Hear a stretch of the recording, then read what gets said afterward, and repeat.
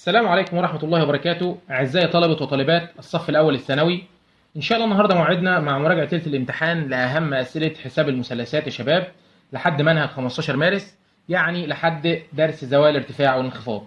بس قبل ما نبدأ ما تنسوش تدعمونا بلايك وشير الفيديو والاشتراك في القناة، وما تنسوش تتابعوا الفيديو للنهاية لأن فيه أفكار قوية جدا هنقولها مع بعضنا النهاردة. تمام؟ أول سؤال معانا هنا يا شباب اللي هو بيقول لي 3 ظا سيتا ظتا سيتا زائد 2 جا سيتا قاتا سيتا زائد جاتا سيتا قا سيتا بيساوي قد ايه؟ طبعا هنا يا شباب لو لاحظنا الظا والظتا داله ومقلوبتها يبقى حاصل ضربهم بواحد، في الثلاثه يبقى بثلاثه، زائد نفس الكلام هنا دول حاصل ضربهم بواحد، في الاثنين يبقى باثنين، هنا دول حاصل ضربهم بواحد يبقى قيمتهم بواحد، فلما نجمع الليله دي كلها يطلعوا لنا بكام؟ بستة، وهتكون الاجابه د هي الاجابه الصحيحه. السؤال اللي بعده يا شباب سؤال من الاسئله المهمه جدا والمشهوره في اي امتحان، بيقول لي إذا كان قتا سيتا ناقص ظاتا سيتا بتساوي خمس، فإن قتا سيتا زائد ظاتا سيتا بتساوي قد إيه؟ طيب، أولا القتا والظاتا يا شباب في علاقة بينهم بس بالتربيعات، إيه القانون اللي بينهم؟ يقول واحد زائد ظاتا تربيع سيتا بيساوي قتا تربيع سيتا، بمعنى أنا لو دخلت دي جوه بعكس الإشارة هيبقى قتا تربيع سيتا ناقص ظاتا تربيع سيتا، كل الكلام ده طلعت دي بره يبقى الكلام ده بيساوي واحد وحدها. فانا لو حللت دول يا شباب هلاقي عباره عن قتا وقتا وظتا هنا وظتا، ومره موجب ومره سالب. ليه؟ لان ده تحليل فرق بين مربعين، فانا عندي قيمه الجزء الاول ده وحده بخمس، فخمس في قد ايه بيساوي واحد؟ اكيد في معكوسه الضربي اللي هو 5، وبناء عليه قتا سيتا زائد ظاتا سيتا هيساوي 5 اللي هي هتكون الاجابه ب هي الاجابه الصحيحه. السؤال اللي بعده من الافكار القويه جدا اتمنى تركزوا فيه، بيقول لي جا تربيع 5 زائد جا تربيع 10 زائد جا تربيع 15 زائد لحد جا تربيع 90 بيساوي قد ايه؟ طبعا هنا يا شباب المعلومه كلها تعتمد على ايه؟ تعتمد على ان القانون اللي هو جا تربيع سيتا زائد جاتا تربيع سيتا بتساوي واحد.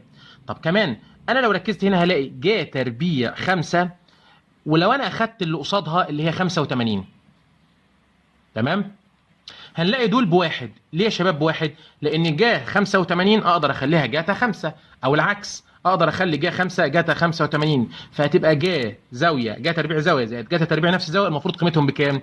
بواحد، فهنلاقي كل قيمتين من دول بكام؟ بواحد. بنفس الطريقه جا تربيع 10 زائد جاتا او زائد جا تربيع المتممه بتاعتها هتلاقيها برضو بتساوي كام؟ بتساوي واحد. جا تربيع 15 زائد، هنلاقي الكلام دوه مع بعضنا كده كل زاويتين مجموعهم 90 هنلاقيهم بكام؟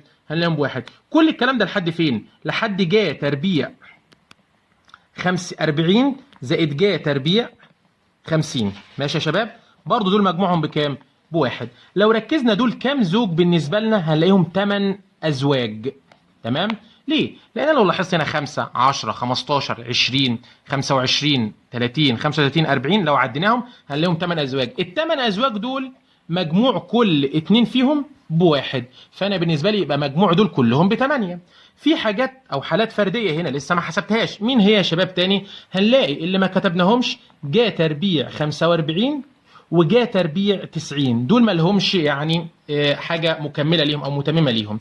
جا تربيع 45 دي قيمتها بنص، لان جا 45 بواحد على جذر 2 لما ربعها تطلع بنص، وجا 90 بواحد لما ربعها برضه تطلع بكام؟ بواحد. فانا في النهايه مجموع الليله دي كلها هيبقى ب8 زائد اللي هو مجموع دول كلهم زائد النص زائد الواحد اللي هي هتدينا 9.5 اللي هتكون الاجابه ج هي الاجابه الصحيحه.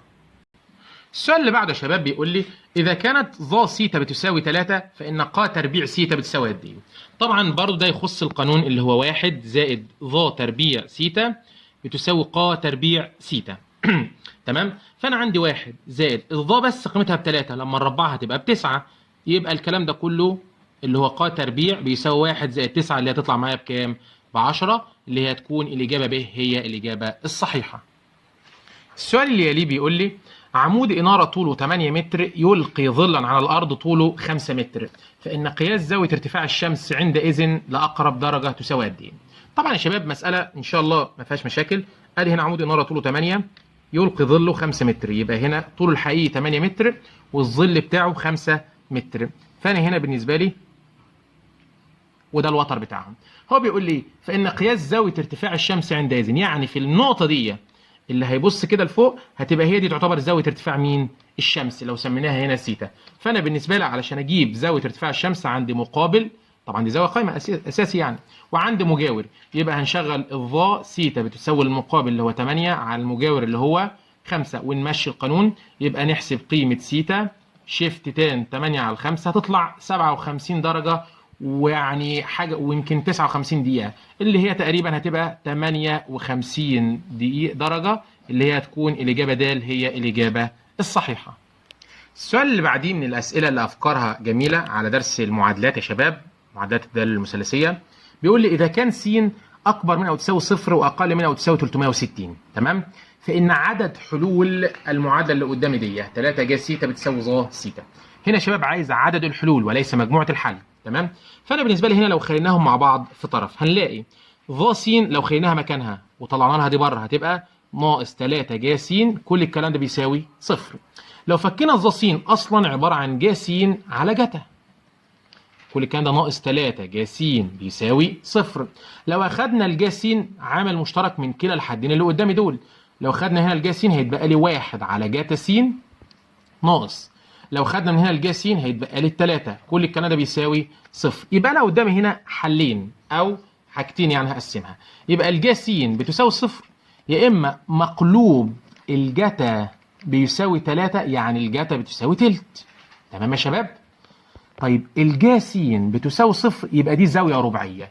مين الزوايا اللي الجا بتاعتهم بصفر يا شباب؟ لو رجعنا لدائره الوحده او جربنا بالاله الحاسبه هنلاقيهم الصفر وال180 وال360، وخد بالكم الصفر معايا وال360 برضه معايا، لان هو في الاول خالص قال لي السين اكبر من او تساوي الصفر واقل من او تساوي برضه 360، يعني لحد دلوقتي عندي 3 حلول. طيب الجتا بتساوي تلت، طب الجتا موجبه في الاول والرابع، وانا الربع الاول شغال معايا والرابع برضه شغال محصور في المنطقه دي، يبقى عندي هنا حلان كمان، فانا هنا حلين وهنا 3 حلول، يبقى في النهايه الاجابه هتبقى 5 حلول، اللي هي هتكون الاجابه د هي الاجابه الصحيحه.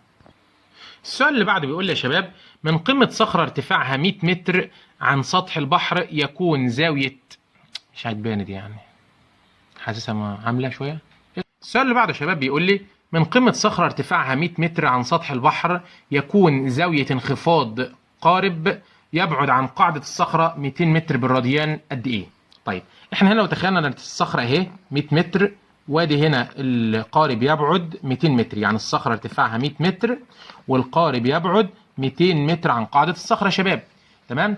فهو اللي واقف فوق الصخرة رصد زاوية انخفاض القارب، هتبقى فين الزاويه دي؟ قلنا دايما الزاويه تصنع مع المحور الافقي، يعني الزاويه اللي تخصني هي دي، اللي هي دي يا شباب، يعني لو سميت دي سيتا هي دي زاويه انخفاض مين؟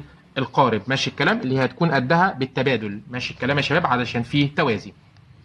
فانا هنا عندي المقابل للزاويه دي والمجاور، يبقى نشغل ظا سيتا بتساوي المقابل اللي هو 100 على المجاور اللي هو 200، اللي هتطلع بنص، يعني مين الزاويه دي؟ طبعا بالتقدير ال60 دلوقتي يا شباب هندوس شيفت تان نص هتدينا تقريبا 26 درجه و34 دقيقه. طبعا عشان احولها بالراديان اللي هو التقدير الدائري اللي هو سيتا دائري، هقول له الكلام ده اللي طلع هضربه في باي واقسمه على 180 هيطلع تقريبا 46 من 100، اللي هي هتكون الاجابه ب هي الاجابه الصحيحه.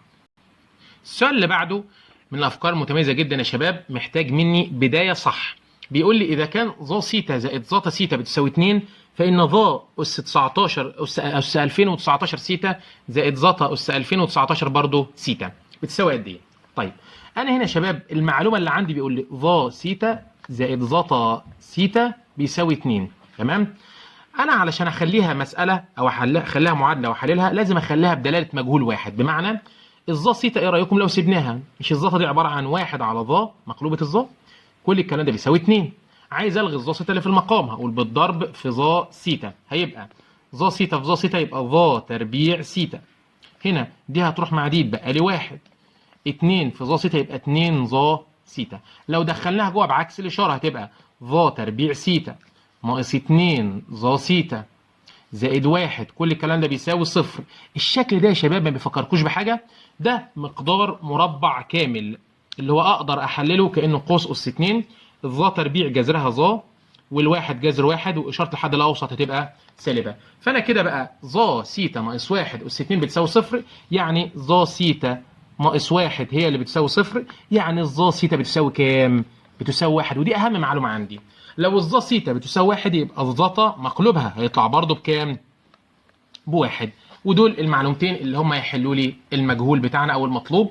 هو عايز ظا اس 2019، سواء بقى اس 2019 او حتى اس 20000 مش هتفرق كتير، زائد ظا اس 2019 سيتا، هقول له ده قيمته بواحد اس 2019 اللي هو بواحد، نفس الكلام واحد اس اي عدد هيبقى بواحد، ففي النهايه هتطلع الاجابه باتنين اللي هي هتبقى الاجابه ج هي الاجابه الصحيحه.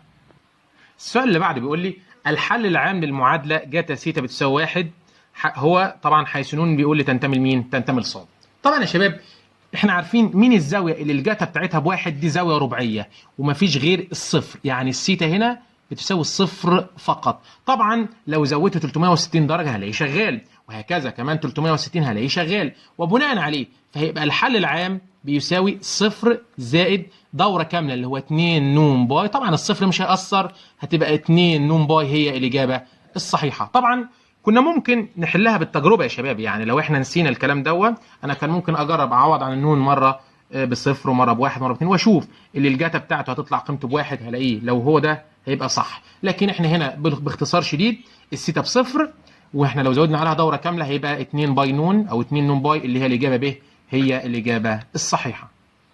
السؤال رقم 25 بيقول لي عدد حلول المعادلة ج تربيع س ناقص 6 ج س زائد 9 بيساوي صفر. عشان اجيب عدد الحلول هنا يا شباب لازم احلل المسألة بتاعتي دي. طبعا دي ممكن نحللها كمقدار ثلاثي مربع كامل زي ما لسه حين واحدة زيها من شوية.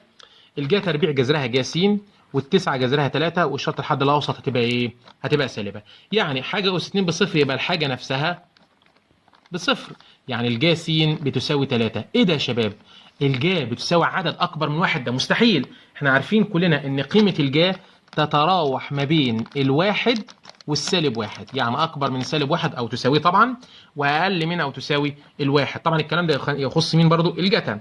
فأنا لما ألاقي الجا أكبر من ده أو أقل من ده يبقى مرفوضة، وبناء عليه ملهاش ولا حل، هيبقى عدد الحلول صفر اللي هي تكون الإجابة ألف هي الإجابة الصحيحة. الفكرة اللي بعد كده يا شباب من الأفكار برضو المحترمة، بيقول لي إذا كان أ ب ج مثلث قائم الزاوية أطوال أضلاعه أ وأ زائد واحد وأ ناقص واحد، طبعا حيث أ أكبر من الواحد فإن قياس أكبر زوايا الحادة هي كام تقريبا؟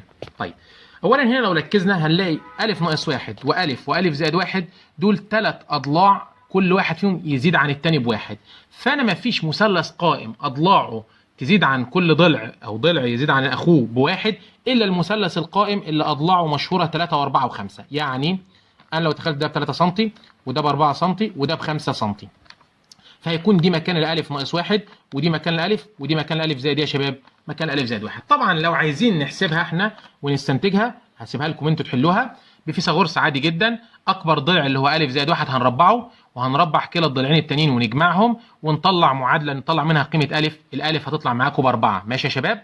تمام. المهم أنا بقى محتاج أكبر زاوية حادة اللي هي يا ترى الزاويه دي ولا اللي فوق؟ طبعا هتكون الزاويه دي اللي هي مقابله للضلع الكبير. طبعا احنا بنتكلم دلوقتي على الحاده اللي هي بعيد عن الزاويه القايمه دي، فانا الزاويه دي مقابل ليها ضلع ب 4 سم والزاويه اللي فوق مقابل ليها ضلع ب 3 سم، فانا هختار الزاويه دي اللي هي مثلا وليكن هنسميها سيتا. انا علشان اجيب قياس الزاويه دي هنستخدم الجا او الجتا او الظا براحتنا. تعالوا نشغل الظا. ظا سيتا بتساوي 4 اللي هو المقابل على المجاور اللي هو ب3، ونحسب هنلاقي شيفت تان 4 على 3 تدينا تقريبا 53 درجة و8 دقايق اللي هي هتكون الإجابة ج هي الإجابة الصحيحة. السؤال اللي بعده بيقول لي إذا كان جا سيتا أو جا أ زائد جا ب بيساوي 2 فإن إن الاختيارات اللي قدامك دي هيكون شغال ومظبوط. طيب أولا يا شباب إحنا كنا فاكرين إن الجا قيمتها تتراوح ما بين الواحد والسالب واحد، يعني مفيش قيمة للجا أكبر من الواحد؟ طبعا ده معناه ان لما يكون قيمتين للجا مجموعهم باتنين يعني كل واحده فيهم بواحد، لان انا طالما دي بواحد ودي بواحد يبقى مجموعهم بكام يا شباب؟ ب2. طب مين الزاويه اصلا اللي الجا بتاعتها ب1؟ هنلاقيها ب90، يعني الالف هي الب وقيمتها بكام درجه؟ ب90 درجه. وتعالوا بقى نشوف الاختيارات. فانا لو جربت اول اختيار جاتا 90 اللي هو بصفر ناقص جاتا 90 اللي هي برضه بصفر هيدينا صفر زائد قصدي، هتطلع فعلا الاجابه الف مظبوطه، هتكون هي الاجابه الصحيحه. طبعا لو جربنا بقى الاختيارات هنلاقيهم مش شغالين، لكن الف هي المظبوطه وهتكون الف هي الاجابه الصحيحه. السؤال اللي بعده بيقول لي عدد حلول المعادله ج س بتساوي صفر لكل س تنتمي من صفر ل 6 باي. تمام يا شباب؟ انا عشان اجيب عدد الحلول دي يا شباب احنا عايزين نعرف مين الزاويه اللي الجا بتاعتها بصفر. الزوايا اللي الجا بتاعتها بصفر هنلاقيهم هي لما نكون الجا س بتساوي صفر، السين هتكون بصفر و180. ده لو في دوره واحده.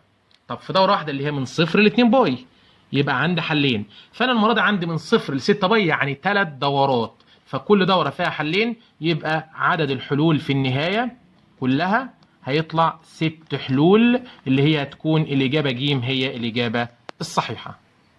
السؤال اللي بعده بيقول لي إذا كانت ه تنتمي من صفر ل 360 وكان 2 جتا ه زائد جذر 3 بتساوي صفر، فإن ه يمكن أن تساوي إيه من اللي قدامنا؟ طبعا احنا ممكن نجرب الاختيارات على طول بشكل مباشر، ولو عايزين نحلها بطريقة رياضية مفيش مشاكل يا شباب. يعني 2 جتا ه هتساوي سالب جذر 3، يعني جتا ه بس بتساوي ه تساوي سالب جذر 3 على الاثنين.